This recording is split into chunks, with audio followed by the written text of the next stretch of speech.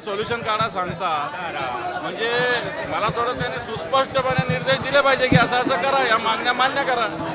बरं, असं म्हटलं जात आहे की टार्गेट देवेंद्र फडणवीसांना केलं जात आहे आणि जरांगे यांच्या खांद्यावर कोणीतरी दुसराच बंदूक ठेवतो. कोणी बंदूक ठेवत नाही. जरांगे पाटील काही एवढे कमकुवत नाही की कोणाला आपल्या खांद्यावर बंदूक ठेवू लागतील.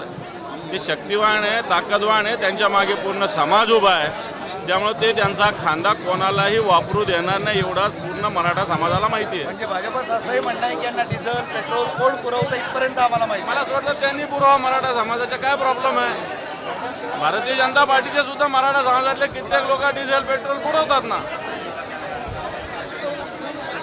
विचारायचं आहे कोणाला? धन्यवाद. बरं, आज भगवे टोपीवर विचारून घेऊ का?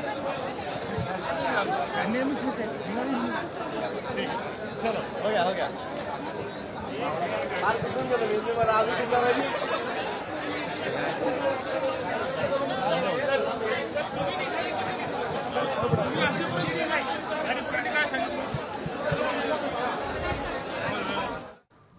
तर आपण पाहतोय अंबादास दानवे यांनी देखील यावरती प्रतिक्रिया दिलेली आहे आणि जरांगे हे कोणाला आपला खांदा वापरू देणार नाहीत आणि त्यांचा खांदा किंवा ते इतके कमकुवत नाही की कोणीही त्यांच्या खांद्यावर बंदूक ठेवून गोळ्या झाडेल, असं वक्तव्य यावेळेला अंबादास दानवे यांनी केलं. आता isakal.com आहे देशातील नंबर 1 ची मराठी न्यूज वेबसाईट. प्रत्येक अपडेटसाठी isakal.com ला नक्की भेट द्या.